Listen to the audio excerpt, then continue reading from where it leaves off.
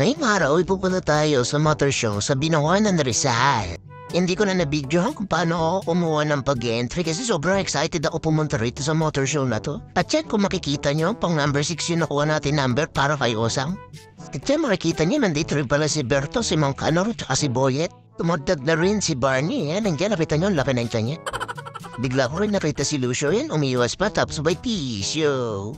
Ang gaganda rin pala ng mga ipapamigay ng trophy dito. Yan, ang dami rin nilang ipapamigay ng mga pag-giveaway. Uy, si Barney ulit lumabas, nagtakip pa ng mukha. Uy, si Ate Marimar, tinanong ko, nasa na si Pulgoso, ayan, natawa lang siya. Ayaw niya ata sabihin na nagkasawa na rin si Pulgoso, kaya siya umalis na lang. Yan, nakita ko rin pala, nandito na rin si Power Ranger Pink. Lagi ko nakakasama sa motor show to. Nago sa Antipolo na walang lapag namin. Pagdating ng gabi, nadaan ako naman to mga tricycle na mga kakaibang ilaw para sila mga Christmas tree. At pakaganda. Nagikot-ikot pa ako dito at narita ko to ng pakaangas na motor. Yan, yung dilaw si Goldie, ang pakapogi. Honda Beat, syempre. Yan, Pino. Yun si Power Ranger Pink ulit, dumaan ulit sa ate. Lakad tayo. Yan, ang pakapogi nila. Grabe yung mga setup ng mga motor dito.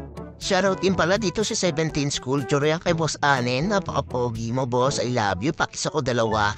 Dumaan pala tayo dito sa motor ng mga tropa. O, pogi di. Napaka-pogi. May barako pa. Dami niyang trophy. Grabe, nakakilig itong mga motor na to. Lapit ako rin pala si Raul dito. Tinanong ko na siya kung natutulog pa siya. Sabi niya, oo daw. Kaso 1 week daw siyang walang gising. Nandito pa ang popogi rin. Uy, si Jopay. Napaka-pogi din. Ang pogi naman itong PCX na to. Popogi talaga. Uy, may minibike pa. May helmet pa nakasama. Sniper. Uy, si Flavio, yan, gumigigeng-geng pa, yan, oh, gumigeng-geng pa. Nakita niya si Mr. Piping, kumakaway pa, oh, yan, oh. Uy, si Johnny Boy, nakita kita, ba't nandito ka? Pinayaga ka ba ni kuya ko? Tapos ito si Kuya Waldo, pa-shut up daw, sabay alis. Tapos naman ulit dito si Kelos, yung sinabi lang sa akin, di ko rin naintindihan.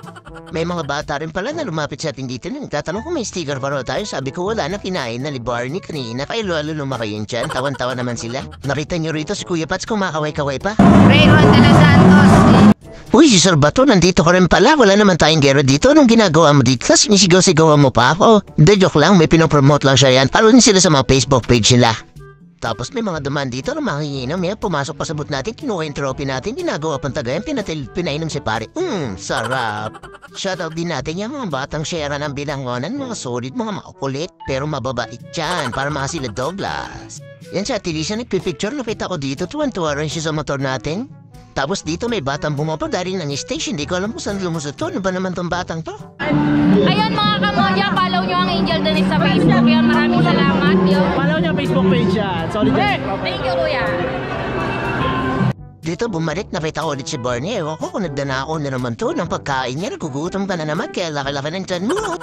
Eto na nga, pumasok na yun sa judge natin. Si boss na ito niya, isang bagsak muna. Ano daw ang ulam natin? Tusoy na daw ba talaga o baboy na sinigang? Dito tinetesting niya yung buto ng manok natin kung talagang gumagalaw. Sabi niya function naman daw tapos biglang nawala.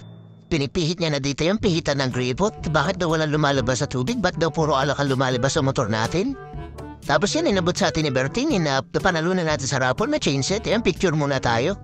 Shoutout din natin itong Team Porballs at saka Team Kamote. Shoutout po sa inyo lahat. Napakalupit po ng mga pasyon nyo. Yun, si Tito Paeng. Nandito ka na naman, Tito Paeng.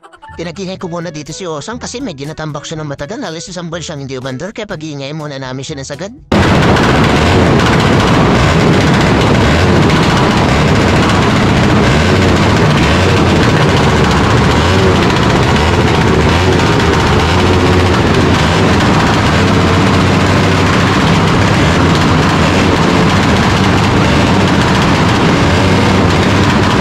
Ito pala yung mga trophy na nakuha ni Osang. Yan, nakapit ang trophy tayo dito. Nakachamba na naman ang motor natin. Napaka-pogi naman talaga.